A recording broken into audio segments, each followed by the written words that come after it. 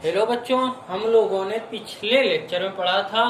यहाँ से हम लोग पढ़ रहे थे, जो टॉपिक हमारा था वही चल रहा था, लॉ ऑफ केमिकल कॉम्बिनेशन, रासायनिक संयोग के नियम के बारे में हम लोग पढ़ रहे थे। तो देखिए, हम लोगों ने पिछले लेक्चर में जो पढ़ा था वो पहले नियम के बारे में हम लोगों ने पढ़ चुका था। जो पहला नियम था वो आपका था कंजर्वेशन ऑफ मास, या कह सकते हैं द्रव्यमान संरक्षण के नियम के बारे में पढ़ चुके थे।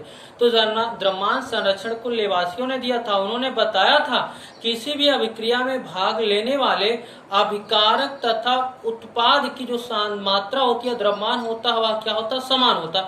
या इसे कह सकते हैं दूसरे शब्दों में, द्रव्यमान को ना तो नष्ट किया जा सकता और ना ही द्रव्यमान को क्या काम किया जा सकता है, बनाया जा सकता है। इसके लिए आपको सवाल भी करवाए गए थे वहां से 3-4 टाइप्स के।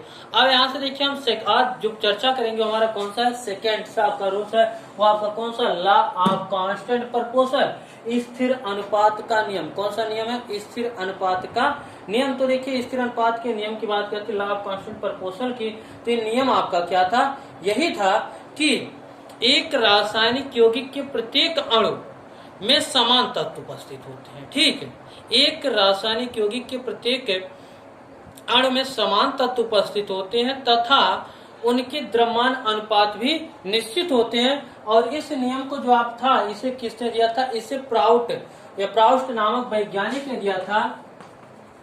प्राउस्ट नामक वैज्ञानिक ने, वो भी कितने में दिया गया था भैया, या 1799 ईस्वी में इन्होंने दिया था। कितने में, 1799। अब यहाँ से देखिए बात क्या इन्होंने बताई थी। इन्होंने यही बताया कि किसी एक रासायनिक यौगिक हो या रासायनिक पदार्थ हो, उसमें जो अणु उपस्थित, उस रासायनिक पदार्थ के अणु में जो तत्व उपस्थित होंगे वह समान होंगे, या तथा उनके द्रव्यमान भी क्या होंगे, समान होंगे। उनको हम चाहे जिस विधियों के द्वारा बनाए हो, ठीक, चाहे जिस विधि के द्वारा बनाए। यही आपका क्या था, law of conservation of, sorry यहाँ से लॉ ऑफ कांस्टेंट प्रपोर्शन था। अब यहाँ से देखिए, जैसे बात आती है, यहाँ से हम देख लेते हैं। जैसे यहाँ से हम CO3 को हीट करने का काम कर रहे हैं, तो देखिए यहाँ से जब CO3 को हीट करते हैं तो यहाँ से हमें CaO प्लस यहाँ से क्या मिलता है, CO2 मिलता है। ठीक, ये पहली कंडीशन होगी। अब दूसरी कंडीशन की बात की आती है। दूसरी कंडीशन यहाँ से क्या काम हो रही है, हम कार्बन और हाइड्रोजन को हीट कर रहे हैं, यहाँ से इनकी रिएक्शंस करा रहे हैं, तो यहाँ से हमें तब भी CO2 मिल रही है। अब यहाँ से देखिए, तीसरी रिएक्शंस की बात आती है। तीसरी रिएक्शंस यहाँ से आपकी क्या हो जाएगी, जिसमें हम क्या काम, किसी भी चीज को हम जलाने का काम करते हैं। तो देखिए, यहाँ से तीसरा काम हुआ, यहाँ से हम किसी भी कार्बोहाइड्रेट या ग्लूकोज को देख लेते हैं, C6H12O6, इसका जब हम ऑक्सीडेशन कराते हैं तो यहाँ से हमें क्या, CO2 प्लस H2O प्लस यहाँ से आपका 38 ATP मिलती है। क्या मिल रही है, 38 ATP मिल रही है। तो देख रहे हैं, यहाँ से हम 3 विधियों के द्वारा हम किसको बना रहे हैं, यहाँ से कार्बन डाइऑक्साइड को बना रहे हैं। किसको बना रहे हैं, तीनों विधियों के द्वारा हम कार्बन डाइऑक्साइड में बना रहे हैं। यहाँ से पहले आपको किससे, कैल्शियम कार्बोनेट को गर्म करके बना रहे हैं। दूसरे में हम क्या काम कर रहे हैं, दूसरे में हम कार्बन डाइऑक्साइड की क्रिया करके बना रहे हैं। तीसरे में हम किसी भी भोज्य पदार्थ को या कार्बनिक पदार्थ का ऑक्सीकरण करा रहे हैं, तो हमें क्या मिल रहा है, CO2 मिल रहा है। इन तीनों विधियों में हमें CO2 मिल रहा है, अलग अलग प्रकार से। पहला आपका कार्बन कैल्शियम कार्बोनेट को हम गर्म कर रहे हैं, दूसरे में कार्बन और ऑक्सीजन की रिएक्शंस करा रहे हैं, कार्बन को जला रहे हैं ऑक्सीजन के प्रेजेंस में, तो यहाँ से मिल रहा है। तीसरा काम क्या, हम यहाँ पे ऑक्सीकरण करा रहे हैं। मतलब 3 अलग अलग विधियों के द्वारा हमने क्या काम किया, यहाँ से किसको बना रहे हैं, यहाँ से किसी भी या कार्बन डाइऑक्साइड को बना रहे हैं। अब देखिए, नियम के गाड़ी बात की, नियम यही था, किसी भी रासायनिक पदार्थ के अणु में जो तत्व उपस्थित होंगे वे समान होंगे तथा उनके बीच का जो द्रव्यमान होगा या द्रव्यमानों का अनुपात होगा वह क्या होगा, स्थिर होगा। उनको हम चाहे जिस विधि के द्वारा बनाए, किसी भी विधि के।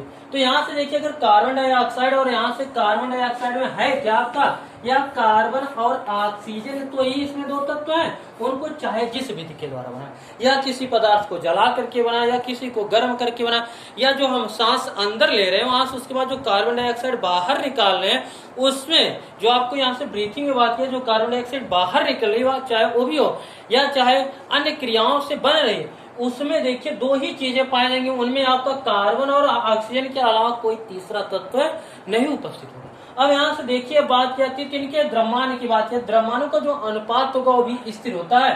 तो यही था आपका क्या, स्थिर अनुपात का नियम, जिसे प्राउस्ट ने 1919 में दिया था। एक बार फिर से नियम सुनिए, किसी भी रासायनिक पदार्थ में जो पदार्थ या अणु में जो तत्व उपस्थित होंगे वह एक जो उपस्थित होंगे वो समान होंगे तथा उनके बीच के जो द्रव्यमान का अनुपात होगा वो भी क्या होगा, समान होगा। इन पदार्थों को या इन अणुओं को हम चाहे जिस विधि के द्वारा बनाएं। तो देखिए यहाँ से बात क्या थी, तो इनमें द्रव्यमान जो आपका होगा कार्बन का कितना होता है भैया, 12 होता है, जबकि यहाँ से ऑक्सीजन कितना है, 2 मॉलिक्यूल, ऑक्सीजन के 1 मॉलिक्यूल का कितना होता है, 16 होता है, तो 2 का कितना हो गया, 32।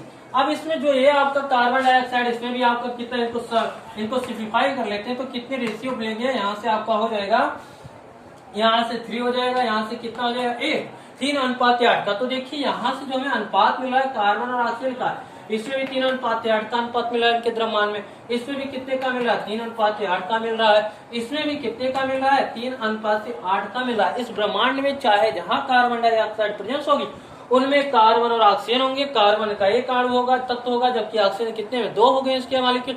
अब उनके बीच के जो द्रव्यमान का अनुपात होगा वह कितना होगा, 3:8 का होगा। कितने का होगा, 3:8 का होगा। यही था law of conservation of mass. या अगले एग्जांपल्स की बात की जाती है, जैसे वाटर की बात की जाती है, जो नॉर्मली हम लोग जानते हैं।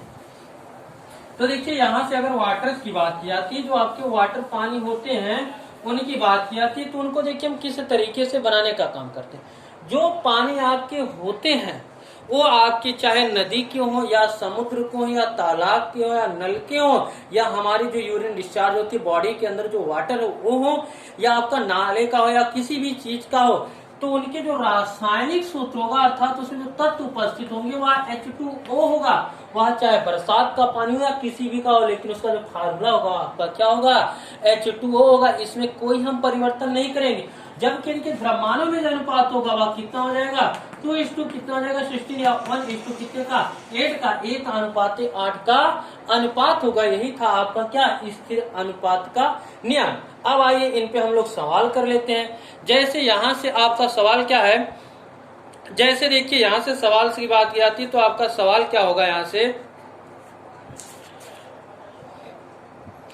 से देखिए सवाल है कि चूने को गर्म करके प्राप्त किए गए 1.4 ग्राम में, ठीक 1.4 ग्राम CO में कार्बन, CO में 0.4 ग्राम यहाँ से आपका ऑक्सीजन उपस्थित है।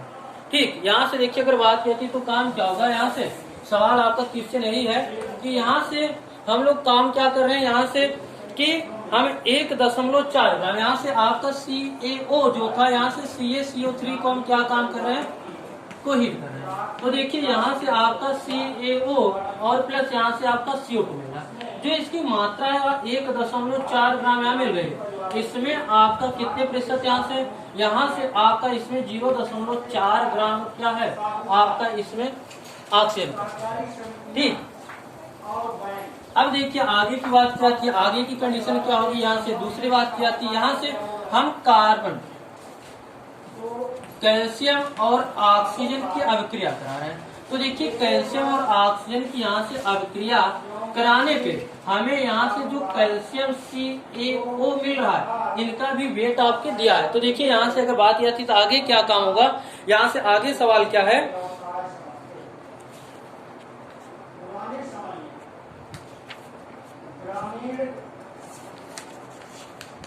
सवाल देखिए यहाँ से कि चूने को गर्म करने पर प्राप्त 1.4 ग्राम CaO में 0.4 ग्राम क्या आपका ऑक्सीजन प्रेजेंस है, जबकि यहाँ 3.5 ग्राम CaO में 2.5 ग्राम, यहाँ से आपका जो अगला है 3.5 ग्राम CaO में यहाँ से आपका 2.5 ग्राम यहाँ से आपका क्या पाया गया, कैल्शियम प्रेजेंस है। क्या प्रेजेंस आपका, कैल्शियम प्रेजेंस है। और देखिए तथा शेष ऑक्सीजन प्रेजेंस है। क्या प्रेजेंस है, शेष ऑक्सीजन प्रेजेंस है। तो सिद्ध कीजिए, या जो दोनों विधियों से हम बना रहे हैं यहाँ से कैल्शियम और इनको सिद्ध कीजिए या स्थिर अनुपात के नियम की क्या कर रहा है, पुष्टि कर रहा है कि नहीं। तो देखिए यहाँ से बात की जाती तो या स्थिर अनुपात के नियम की पुष्टि कर रहा है कि नहीं।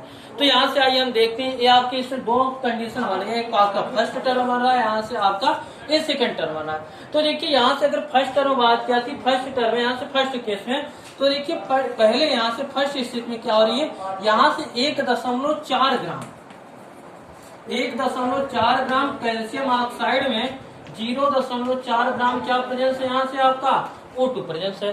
तो O2 की प्रतिशत मात्रा बराबर ऑक्सीजन की प्रतिशत मात्रा बराबर कितना हो जाएगा, यहाँ से हो जाएगा 0.4 बटे कितना हो जाएगा 100 गुणे कितना हो जाएगा, यहाँ से आपका हो जाएगा, सॉरी यहाँ से गुणे 100 भागे यहाँ से कितना हो जाएगा 1.4।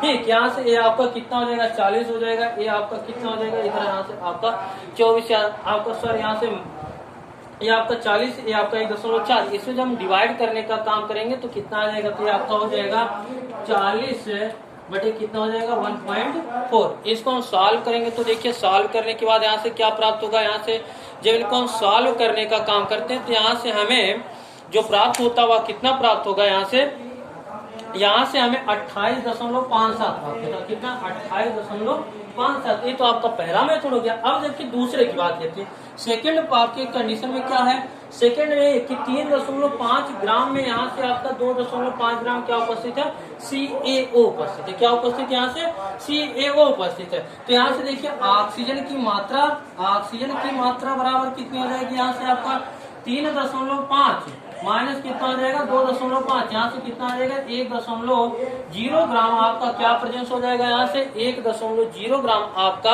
यहाँ से ऑक्सीजन प्रेजेंस हो जाएगा दूसरे में। अब यहाँ से प्रतिशत था, यहाँ से ऑक्सीजन की प्रतिशत मात्रा, ऑक्सीजन की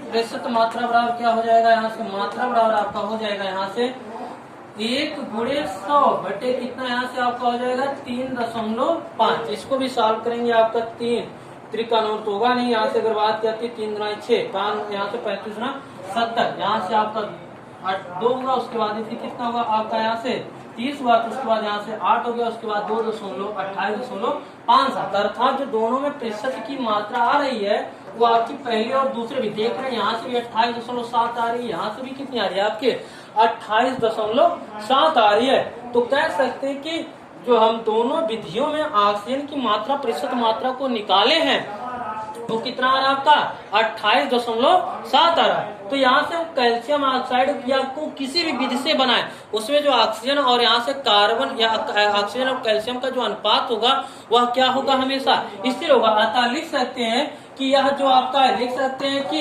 यह स्थिर अनुपात के नियम की क्या करता है, पुष्टि करता है। क्या कर रहा है, यह आपके स्थिर अनुपात के नियम की पुष्टि कर रहा है। ये आपका था स्थिर अनुपात के नियम के पुष्टि करने के टाइप्स के सवाल। आज के लिए बस इतना ही, धन्यवाद।